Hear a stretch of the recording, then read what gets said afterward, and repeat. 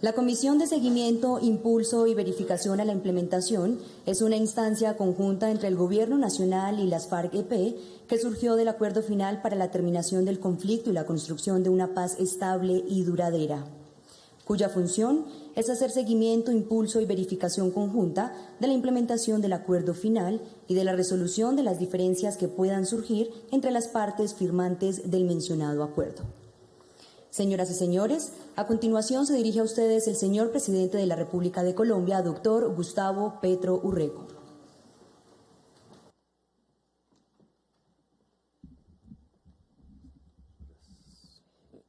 Señor Ministro del Interior, Hernando Alfonso Prada Gil, Ministro de Relaciones Exteriores, Álvaro Leiva Durán, Ministra de Cultura, Patricia Elía Ariza Flores y su esposo Carlos, Alto Comisionado para la Paz, Iván Danilo Rueda Rodríguez, delegados y representantes de la CCB en su componente, comunes, Rodrigo Granda Escobar, Diego Ferney Tobar Henao, Olga Marcela Rico Sosa, embajadores y representantes de las misiones diplomáticas acreditadas en Colombia, funcionarios del Gobierno Nacional, congresistas de la República que nos acompañan el día de hoy, representantes de los organismos internacionales acreditados en Colombia, funcionarios de las instituciones y organizaciones nacionales e internacionales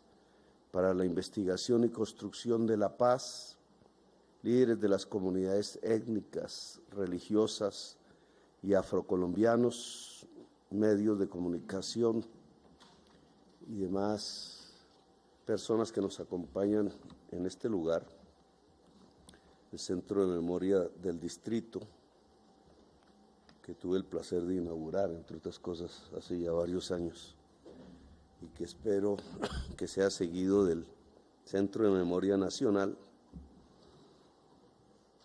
Hemos designado como directora de ese centro a María Belandia Gaitán, la nieta de Jorge Eliezer Gaitán. Creo que es una persona adecuada como víctima que es quizás del proceso inicial de la violencia que nos tiene aquí reunidos y por sus dotes académicas para conducir ese Centro Nacional de la Memoria aquí cerca, los procesos de memoria histórica, lo que significa en el fondo la verdad dentro de un conflicto. Esta comisión había sido suspendida durante 4 años por el gobierno pasado, no se volvió a reunir formalmente. Su función, como su nombre lo indica, es establecer si se cumplen o no los acuerdos de paz firmados entre el Estado y las FARC. Unos informes al respecto deben ser presentados después de 4 años de inoperabilidad, pues solo hasta ahora se reinicia su labor y ese es el sentido de este acto, impulsarla para que cumpla su cometido dentro de la decisión del gobierno actual, mi decisión de cumplir con los acuerdos ya firmados. Esos acuerdos, entre otras cosas, tratan en su punto primero de insinuarle a Colombia, de acordar sobre Colombia una reforma agraria. 3 millones de hectáreas, dice el primer punto del acuerdo, 3 millones de hectáreas. Yo me puse a revisar ahora, como presidente de la República, llegando a los laberintos institucionales que he encontrado, si ese punto se había tramitado de alguna manera, si había algún tipo de preparación durante los últimos 4 años, que nos dijesen, bueno, hemos avanzado en tal tramo en el cumplimiento del número 1 de los acuerdos, el artículo número 1 de los acuerdos. Y lo que he encontrado es que nada, a través del gobierno, el Estado, porque el gobierno coordina el Estado, tomó la decisión de no cumplir los acuerdos de paz. Esa es mi percepción acerca de lo que he encontrado. Ya ustedes darán la suya. Porque si uno ahonda en este primer punto apenas de los acuerdos, 3 millones de hectáreas a precios de mercado, del mercado colombiano de la tierra, que es regional, que depende, como en todas partes, de la fertilidad y calidad de la tierra. No se trata de entregarle desierto al campesino, no se trata de entregarle áreas que ya están reservadas por su vulnerabilidad ambiental, por su lugar estratégico dentro de los ecosistemas colombianos. No se trata de entregarle las selvas. Hay una congresista muy famosa que vive diciendo que los indígenas son terratenientes por el volumen total de tierras que se le han asignado en los resguardos, olvidando que el 90% son y pertenecen a la selva amazónica. Y que son tierras para cultivar, que no están dentro de la frontera agraria. Que el tema de la tenencia agraria, de la tenencia de la tierra, se mide dentro de la frontera agraria, no donde no podemos tocar ni un metro cuadrado por la importancia que tiene el mantener esas selvas para toda la humanidad. Estas son 3 millones de hectáreas dentro de la frontera agraria. Y deben ser tierras fértiles aptas para la agricultura. Cuando uno va y mira el mapa de las tierras fértiles aptas para la agricultura en Colombia y va buscando valores de mercado, encuentra que van entre 10 millones de pesos la hectárea podrían ir hasta 150 en algunos lugares de la sabana de Bogotá y de Córdoba y del Valle del Cauca, pero teniendo en cuenta que deben ser tierras que no están puestas en producción, estaríamos hablando de 10 a 20 millones de pesos la hectárea, lo cual en una simple operación matemática significa de 30 a 60 billones de pesos el valor de esas tierras. El presupuesto nacional es de 400, el que se va a aprobar para el año entrante. 400, cuya mayor parte tiene que ver en 120 billones aproximadamente con pagar deuda. Es decir, realmente nosotros estaríamos en el orden de 280 billones. Los principales gastos son las pensiones, que son irrenunciables, es un gasto fijo que crece, el ejército, el funcionamiento de la defensa y 2 grandes servicios que están dentro del SPG, sistema de transferencias a los municipios y departamentos, que es la educación y la salud. De ahí para adelante no quedan sino 20 billones de pesos por ahí al año. Con eso se hacen carreteras, con eso se hacen ciertas obras de infraestructura, con eso se hacen inversiones que el gobierno pasado dejó comprometidas a través de las vigencias futuras. Entonces pregunta, ¿y cómo se va a cumplir el primer punto del acuerdo de la FARC? Respuesta, el gobierno pasado nunca pensó en eso. De donde saco mi conclusión. Nunca construyó un fondo o algo que avanzara o algún sistema de endeudamiento interno o de consecución de recursos adicionales que nos permitiera comprar paulatinamente y no en un lapso de 30 años. Los actuales campesinos estarán muertos en esa época, sino para dentro de aquí a 4 años, 30 millones de hectáreas. Es decir, una inversión de 30 a 60 billones de pesos. Al contrario, el gobierno pasado creó una norma que establece un marco fiscal restrictivo para este gobierno, se lo creó a este gobierno. Él no lo implementó porque rompió completamente el marco fiscal que se había estipulado antes, se endeudó el país en las cuantías que han hecho crecer el déficit fiscal casi hasta 8 puntos del Producto Interno Bruto.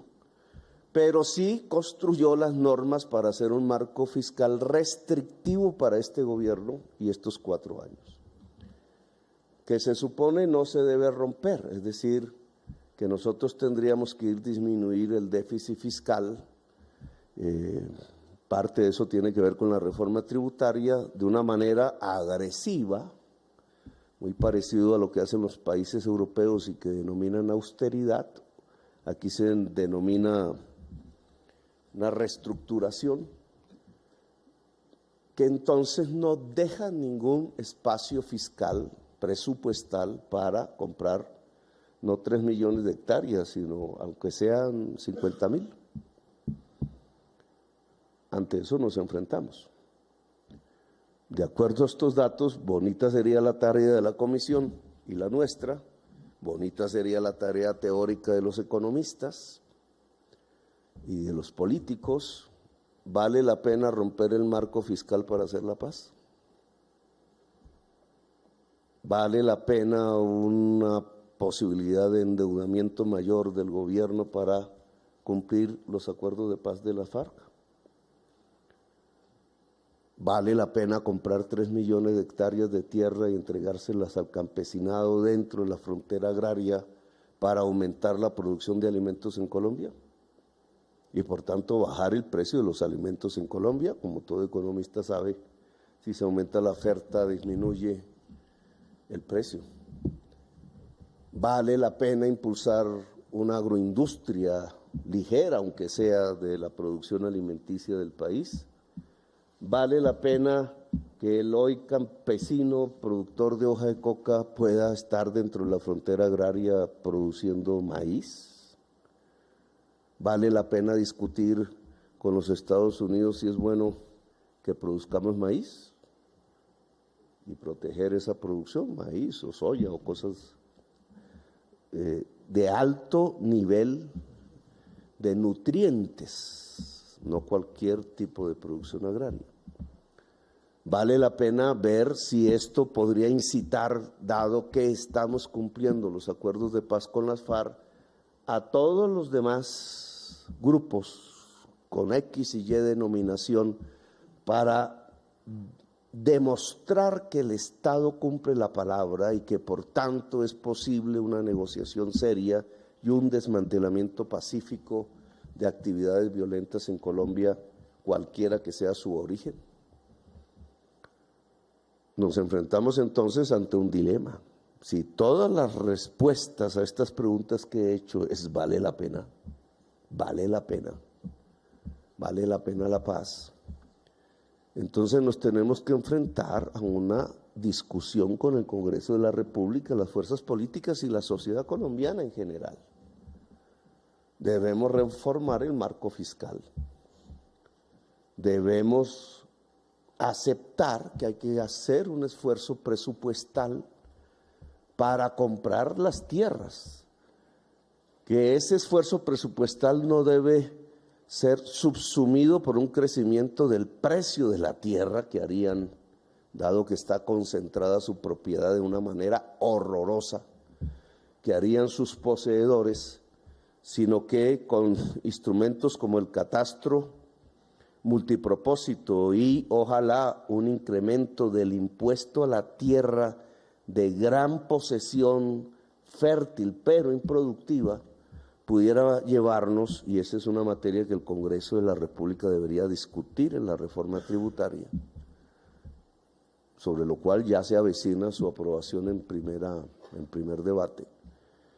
Y entonces es pertinente esa discusión, porque nos podría llevar a controlar el precio de la tierra y a lograr que el dinero público que se invierta en la compra de tierras sea más eficaz en el sentido de la cantidad de tierra que se pueda comprar y por tanto de la amplitud de la reforma tributa, de la reforma agraria que se pueda desarrollar. Es decir, de que lleguemos realmente a entregar 3 millones de hectáreas de tierra. Para quienes no conocen a Colombia, aquí nosotros disponemos entre 15 y 20 millones de hectáreas de tierra fértil, sin pensar aún en la altillanura. La altillanura, según el Banco Mundial, es la última frontera agraria del mundo y podría ampliarla si se pensara en un proyecto colombo-venezolano en más de 20 a 30 millones de hectáreas fértiles, con muchísima agua, más agua que Ucrania, y sin la posibilidad de ningún bloqueo posible, porque está en la mitad exactamente entre el Océano Atlántico y el Océano Pacífico. Es una Ucrania mayor que se podría agregar a las posibilidades de alimentación del mundo. Nosotros no tenemos esa posibilidad, tenemos que hablar de 20 millones de hectáreas hoy dentro de la frontera agraria de Colombia. El 80% de esa extensión de tierra está en manos del 1% de los propietarios, que es una concentración horrorosa, feudal, anacrónica de la tierra, y que es el origen, en mi opinión, de la violencia colombiana. Entonces, aquí hay unos retos indudables, una discusión pública. ¿Priorizamos la compra de tierras como inversión pública del país? ¿Está el mundo dispuesto a acompañarnos en eso? ¿Hasta qué punto? ¿Marginalmente?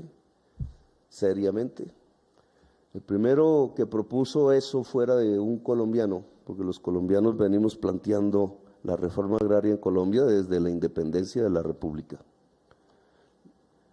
Y fue Manuel Murillo Toro en 1850, el liberal, que puso esa palabra, reforma agraria, como una necesidad en tiempos donde todavía había esclavitud en Colombia. Pero el primero extranjero en hablar de la pertinencia de una reforma agraria en Colombia se llamó John F. Kennedy y la propuso bajo la fórmula de la Alianza para el Progreso. La propuso el mismo año, 1960 o 61, en Corea del Sur y en Colombia, que ambos habíamos estado en la guerra de Corea. Corea del Sur la hizo, Colombia no. Miren la distancia desde el punto de vista de desarrollo económico que hay hoy entre ese país a donde fuimos a pelear, que era la mitad de la economía colombiana en ese momento, a hoy, que es 6 veces más poderoso, cuya población está toda en un grado de escolaridad por encima del pregrado universitario y que es una de las potencias económicas de la innovación tecnológica, etcétera, de este mundo. Esa diferencia empezó a marcarse con la reticencia de la élite colombiana compuesta en los tiempos de Murillo Toro de esclavistas y de grandes poseedores de tierra a hacer una reforma agraria que democratizase su propiedad. Bueno, este es el primer punto del acuerdo. No voy a hablar más porque ahí sí se nos acaba el tiempo, pero este es el primer punto del acuerdo. Y esta comisión que se reactiva es para verificar si se cumple o no. O sea que lo primero que tiene que ver es si se cumple el primer punto del acuerdo. Y esta es la dimensión del problema, del primer punto del acuerdo. Nosotros vamos como gobierno, es nuestra voluntad política, creo que por eso nos nombraron, nos eligieron, a intentar cumplirlo, pero implica un cambio completo de la estructura del gasto público en Colombia, que en mi opinión vale la pena, pero que ya verán ustedes cuántas fuerzas van a intentar impedir que se haga. Comprar la tierra significa no agredir a la persona tenedora de la tierra hoy, independientemente de su historia. porque la historia de la tierra de Colombia, de la tierra fértil, es una historia ensangrentada, es una historia violenta. Pero independiente de esa historia de violencia, lo que nosotros le proponemos hoy es, le compramos la tierra a precios de mercado. Eso debe ser una condición de paz. Darío Restrepo, creo que Darío Fajardo es el autor de la frase, suelten la tierra para que hagamos la paz. Yo la cambio, no la suelten, se la compramos. Le compramos la tierra para que hagamos la paz. Bueno, gracias, muy amables.